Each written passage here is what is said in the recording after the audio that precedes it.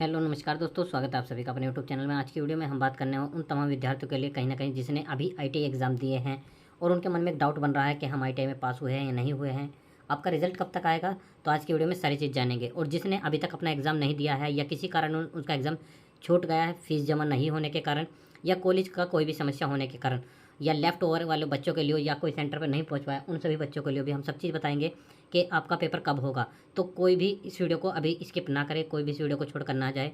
यदि आप ये सारी इन्फॉर्मेशन जानना चाहते हैं और आप रिजल्ट कैसे चेक करेंगे, वो भी सारी चीज़ बताएंगे आज के इस वीडियो में।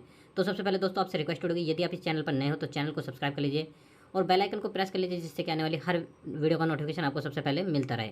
तो चलो करते हैं आज की वीडियो को स्टार्ट। जैसे कि आप सभी लोग जानते हैं कि आपका जो है 28 तारीख को रिजल्ट आना था। क्या दोस्तों 28 तारीख को आपका रिजल्ट आना था। 28 तारीख का क्या होता है दोस्तों, 28 तारीख जो आपके जो डेट शीट आई हुई थी, जो आपका कैलेंडर जारी हुआ था, उसके अकॉर्डिंग आपके एग्जाम हो रहे थे। तो उसके अकॉर्डिंग एक डेट आई हुई थी कि 28 तारीख में आपके सब बच्चों का रिजल्ट आना है। तो वो रिजल्ट आपको कहाँ चेक करना है, सबसे पहले तो आपको पता होना चाहिए दोस्तों। सबसे पहले आपको कहाँ जाना है, सबसे पहले आपको गूगल में जाना है और गूगल पे आप एक सर्च करोगे क्या चीज़, NCVT, क्या वो सॉरी SIDH इस तरीके से आप सर्च करोगे तो SIDH का एक पोर्टल बनकर आ जाएगा। उस पर आप जो पहले ऑप्शन होगा उस पर क्लिक कर देंगे या SID पोर्टल पर आप क्लिक कर दोगे। इस तरीके का इंटरफेस आपके सामने आ जाएगा, उस पर आप पुनः क्लिक करोगे और जैसे ही आप क्लिक करते हो तो क्लिक करने के कुछ समय बाद आपको रुकना, कुछ समय के लिए आपको रुकना है। और यदि आप ध्यान से इस चीज़ को देखोगे तो ध्यान रखना, आप रिजल्ट इजली तरीके से निकाल लोगे। नहीं तो बाद में आप बहुत सारे बच्चे क्या करते हैं, प्रॉपर तरीके से वीडियो नहीं देखते, उसकी वजह से इनका रिजल्ट नहीं आता। अब जब प्रॉपर तरीके से वीडियो नहीं देखोगे, रिजल्ट शो नहीं होगा, उस कंडीशन फिर बच्चा क्या कहता है, सर हमारा रिजल्ट शो नहीं हो रहा है, हमारे साथ ये समस्या है, आप ही चेक कर दीजिए। ठीक है, उसके बाद आप देखोगे तो इस इधर साइड में, ठीक है, इधर साइड में दो ऑप्शन आपको दिखाई दे रहे हैं, लॉगिन और रजिस्टर। तो रजिस्टर तो आपने पहले किया हुआ है, अब आपको क्या करना है, लॉगिन। और जैसे ही आप लॉगिन करोगे तो आपके पास यहाँ चार ऑप्शन दिखाई देंगे। कितने ऑप्शन दोस्तों, चार ऑप्शन। ठीक है, यहाँ से आपको चार ऑप्शन दिखाई दे रहे होंगे। ये चार ऑप्शन कौन कौन से होंगे वो अभी हम आपको दिखा दें। ये चार ऑप्शन आपके ये वाले होंगे। ठीक है, पहला कौन सा होगा, लर्निंग, पार्टनर, डिजिटी और आईटीआई रिजल्ट। आपको क्या चेक करना है, आईटीआई रिजल्ट। तो आईटीआई रिजल्ट पे आप क्लिक कर दोगे। क्लिक करने के बाद, ठीक है, क्लिक करने के बाद फिर से आप क्या करोगे, देखिए फिर एक इस तरीके का ऑप्शन आ जाएगा। अभी इसमें ऑप्शन में दिक्कत आ रही है, आपको फिर दोबारा से क्या करना है, इसको बैक करना है और जैसे ही आप बैक करोगे दोबारा से बाद में इसी पे रिजल्ट पे क्लिक कर देना है। जैसे आप रिजल्ट कर दो, इस तरीके का आपके पास इंटरफेस आना चाहिए। और यहाँ से आपको क्या करना है, जब तक ये स्क्रॉल कर रहा है जब तक आप रोके रहिए, इसमें कोई भी डाटा आपको नहीं डालना। ठीक है, उसके बाद आपको यहाँ से अब डाटा डालना है।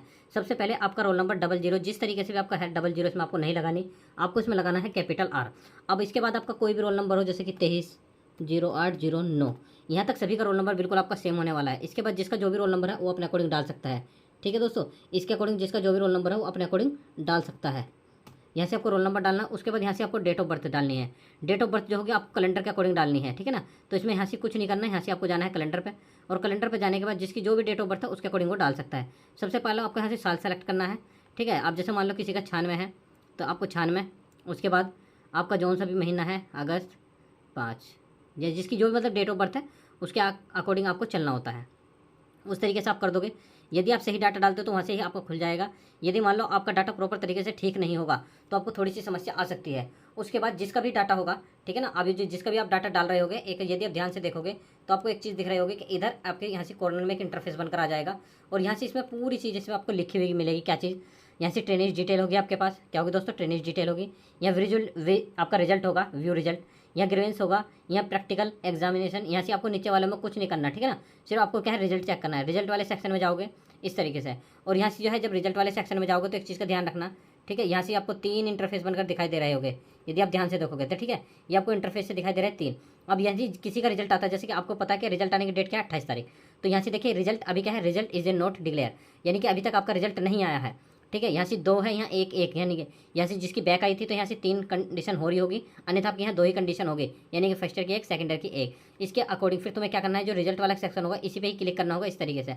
अभी देखिए रिजल्ट नहीं आया तो अभी रिजल्ट शो नहीं कर रहा। अब हम जैसे सेकंड वाले पे दिखाते हैं, इस पर आपने क्लिक किया, इस तरीके से आपको जो है रिजल्ट प्रॉपर तरीके से खुलकर आ जाएगा। तो आप इस तरीके को खुद से देख सकते हैं, यदि ध्यान से अगर आप देख रहे हो तो आपको हर चीज़ समझ में आएगी। उसके बाद आपके जो थ्योरी में आपको दिख रहे हैं कि 250 में से आपके कितने नंबर है, 250 में से 150 मिनिमम होने चाहिए। आपके जितने आ रहे हैं वो आपको यहाँ से साइड में दिखते रहेंगे। ठीक है ना, इस तरीके से थोड़ा सा साइड में कर लो फ़ोन को, आपको यहाँ से थोड़ा सा एक आइडिया हो जाएगा। थोड़ा सा ये थोड़ा सा आपका छोटा कर लो, 1 मिनट, हाँ यहाँ रुक जाओ, बस बस, इसमें थोड़ा सा आपको आइडिया हो जाएगा। ठीक है, आपके 250 में से 150 नंबर, 200 आपके इसमें आए हैं, 100 में से 33 आने चाहिए थे, इतने आपके आए हैं, 50 में से 17 तो 36 आपके आए हैं, ठीक है ना। तो इसमें आपको 200 में से 120 तो 164 आए, तो ओवरऑल आपका रिजल्ट है। और सबसे पहले एक चीज़ का ध्यान रखना, जब आप रिजल्ट देखते हो तो यहाँ से डेट जरूर देख लिया करो। और जब आप ये सारे काम कर लो, उसके बाद ये आपने रिजल्ट देख लिया, उसके बाद आपकी एक चीज़ आती है आंसर शीट कैसे चेक करें कि आपने आपके क्वेश्चन कैसे कैसे आए। तो आप इस पे वीडियो पे जाओगे, यहाँ से रिजल्ट आपके पेपर में कैसे कैसे क्वेश्चन आए थे, इस तरीके के जो है ना, इसमें सारी चीज़ आपको मिल जाएगी। अब इसको क्या करना है, इसे साइड में थोड़ा सा स्क्रॉल करना है। जैसे कि अभी आपकी फर्स्ट ईयर की है, सेकंड ईयर का कुछ नहीं आया, तो यहाँ से व्यू रेस्पॉन्स शीट जाएंगे, साइड में व्यू रेस्पॉन्स शीट थी इसमें, और इस तरीके के जो आपके क्वेश्चन है, ठीक है ना, यहाँ से आपका नाम, ट्रेड, सब चीज़ मिलेगी। जिस तरीके के क्वेश्चन थे, जैसे कि आप देखिए यहाँ लिखा हुआ है, जैसे सिस्टम अर्थिंग उपकरण अर्थिंग में क्या अलग है, ठीक है। तो जो आपका चॉइस ऑप्शन है वो आपने करा है, इसका जो करेक्ट आंसर था वो ये वाला है, ग्रीन वाला नहीं करेक्ट आंसर है, और ऊपर वाला आपने लगाया है। तो इस तरीके से आप देख सकते हैं सारे क्वेश्चन इसमें दिए हुए हैं बिल्कुल। अब जैसे सर्किट आरेख का नाम बताओ, अब ये सर्किट बना हुआ है, इसका आरेख का आपको नाम बताना था। अब इसमें कितने लैंप लगे हैं, 2 लैंप लगे हुए, और एक क्या लगा हुआ, स्विच, ठीक है, क्या लगा हुआ, स्विच। अब इसमें जो है 2 लैंप मंद संचालन या 1 लैंप उज्ज्वल और दूसरा लैंप बंद संचालन, यानी कि एक बंद होगा तो दूसरा चल जाएगा और दूसरा बंद तो पहला जल जाएगा। इस तरीके की इसमें कंडीशन दी हुई है। तो ये चीज़ आप देख सकते हैं कि आप इसमें अच्छे तरीके से अपना रिजल्ट देखो। अभी आप क्या देख रहे हैं, आप रिजल्ट चेक करोगे तो साथ के साथ अपने यो भी देख सकते हैं आपने किसका क्या क्वेश्चन क्या आंसर लगाया है। अब जैसे ये टूल है, यो आप जानते हैं इसका नाम क्या है, क्लिपिंग टूल। ये क्लिपिंग टूल होता है जो कि ज़्यादातर नेट वाले यूज़ करते हैं इसका, ठीक है ना। ये इसे क्लिपिंग टूल बोलते हैं। इसमें लिखा वायर स्टिपर। अब जिसका पेपर था उसने वायर स्टिपर लगाया, लेकिन इसका नाम क्या है, क्लिपिंग टूल। अब इसके एक आपके पास सर्किट है, ठीक है। अब इस सर्किट में आपकी धारा पूछ रहा है, तो आपके पास एक फॉर्मूला होता है V बराबर आई आर, जो कि ओम का नियम होता है। क्या होता है दोस्तों, V बराबर आई आर। अब जो आर की वैल्यू दे रखी है, तो V बराबर आई आर, आर यहीं रखना है, V के अपोन में आई पहुंच जाएगा, यानी कि जो इसके बटे में पहुंच जाएगा। तो 12 बटे आप इसका 8 दे रखा, तो 8 बटे 12 हो जाएगा। और उसके अकॉर्डिंग क्या कर दोगे, आप इसको डिवाइड कर दोगे, भाग कर दोगे, जो भी आपका आंसर आ जाएगा वो बिल्कुल सही आंसर हो जाएगा। और यह है कि आपका 8 है, ये 8 नहीं है, इसमें कुछ मिसप्रिंटिंग दिखाई सी दे रही है। आई होप जिसने पेपर देखा होगा उसको सही है। मेरे ख्याल से शायद 6 है, ये 6 ओम की, 6 दूनी 12, 12 ओम बिल्कुल। हाँ, इसका 2 एम्पियर आपका आ रहा है करेक्ट आंसर। तो आप देख सकते हैं इसमें 1 लगाया है। तो देखो बहुत छोटे छोटे क्वेश्चन आते हैं दोस्तों इसमें। आप देखो सिंगल फेज सर्किट में स्थापन कितना होता है। देखो सिंगल फेज आपकी जो 3 फेज होते हैं कितने का आप पे काम करते हैं, 360 पे, यानी कि एक फेज डिफरेंस कितने का होगा, 120 का। और सिंगल फेज कितने पे काम करते हैं, टोटल 180 पे, यानी कि हाफ क्या बन जाएगा, एक सिंगल फेज तो 90 का। तो चीज़ छोटी छोटी चीज़ें होती है बहुत, जो कि आपको पढ़नी चाहिए। अब जैसे रेती है, अब ये रेती कौन से टाइप की है, रेती का मतलब फाइल, ठीक है ना। तो ये आपको पता होना चाहिए कि ये जो फाइल आपकी कौन से टाइप की है।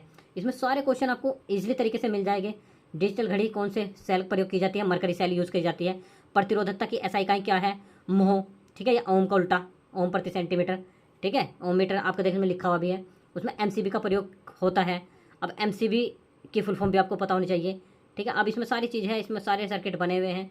और यदि आपको ये भी नहीं पता तो बहुत बड़ी समस्या की बात है दोस्तों, ठीक है। अब इसमें ऑटो ट्रांसफार्मर का नुकसान, क्योंकि इसमें एक ही वाइंडिंग होती है, प्राइमरी सेकेंडरी वही काम करती है, ठीक है। द्वितीय वाइंडिंग को अलग नहीं कर सकते, तो ये उसका एक नुकसान होता है, क्योंकि एक ही उसमें वाइंडिंग होती है, प्राइमरी सेकेंडरी दोनों एक ही अकॉर्डिंग काम करती है। उसके बाद ये देखो सर्किट बने हुए हैं, इसमें इसने क्या पूछा, टोटल वोल्टेज पूछ रहा होगा। तो अब इसमें आप जानते हैं कि समांतर जो आपके पैरेलली है। अब यदि आप पैरेलली कोई चीज़ चेक करते हो तो वोल्टेज हमेशा सेम होगी, क्या होगी, वोल्टेज हमेशा सेम होगी। तो यहाँ क्या है, आप बहुत सा बच्चों ने ऐसे जोड़ दिया होगा, जबकि श्रेणी क्रम में नहीं समांतर क्रम में है। तो 15 ऐसे 15 इस तरह 1.5 के हिसाब से जोड़कर 9 कर दिया होगा, लेकिन जो गलत आंसर है, क्योंकि समांतर में हमेशा वैल्यू सेम होती है। जैसे कि आप आपके जो घरों की वाइंडिंग होती है वो पैरेलली होती है। आप एक कमरे में देखोगे जब भी 200 वोल्ट मिलेगी, अगले कमरे में देखो जब भी 220 ही मिलेगी, जितनी मतलब आ रही है आज। आप ये जानते हैं किरचॉफ का नियम है। अब इसमें आने वाली धारा जाने वाली धारा का योग बराबर होता है, उसके अकॉर्डिंग आपको करना था। उसके बाद है ये वाला आपका क्वेश्चन है, इसमें भी आपको फॉर्मूला ही लगाना था। 1 इंच में कितने होते हैं, 25.4, कितने होते हैं 25.4। देखिए करेक्ट आंसर है इसका वो द्वितीय ऑर्डर लाइन का, ठीक है। बोतल ओपनर, देखो बहुत आसान क्वेश्चन आते हैं दोस्तों, लेकिन क्या है हम पढ़ते नहीं हैं। दिक्कत है क्या है, हम पढ़ते नहीं हैं। तो उस तरीके से देखो ये कॉम्बिनेशन आपका प्लायर है, कटिंग, ठीक है ना, काटने वाला स्रोता या कटिंग प्लायर इसमें नहीं दे रखा तो आप समझ सकते हैं, ठीक है। अब बहुत सारी चीज़ ऐसी होती है, ईडी का आगे सेक्शन इम्प्लॉयबिलिटी स्किल आपकी यहाँ से स्टार्ट होगी कंप्यूटर के लिए। अब एक चीज़ सुनो, जैसे कि अभी आपने देखा है एनएपीएस की फुल फॉर्म पूछी गई है आपकी इसमें। ये पेपर, ये सिर्फ पेपर के क्वेश्चन है, जैसे कि बच्चों से पूछे गए हैं, ऐसा नहीं कि हमने कुछ अपने से बना दिया। जो बच्चों के एग्जाम में आए हैं ये वही क्वेश्चन है जो बिल्कुल सेम टू सेम है, बच्चों का ही निकाला गया है, ठीक है दोस्तों। आप इसका चाहे तो प्रिंट आउट भी निकलवा सकते हैं। तो आई होप आपको ये सारी चीज़ समझ में आ गई होगी कि आपको रिजल्ट कहाँ से निकालना है, किस तरीके से निकालना है और किस किस चीज़ का ध्यान रखना है, ठीक है। यहाँ से आपने इसमें व्यू रिजल्ट सारी चीज़ चेक कर ली होगी, आप यहाँ से हर एक चीज़ चेक कर सकते हो। तो आज के लिए तो इतना ही रखेंगे, कल फिर मिलेंगे किसी नए वीडियो के साथ। यदि अभी भी किसी कोई समस्या रह जाती है तो आप कमेंट सेक्शन में पूछ सकते हैं। धन्यवाद दोस्तों।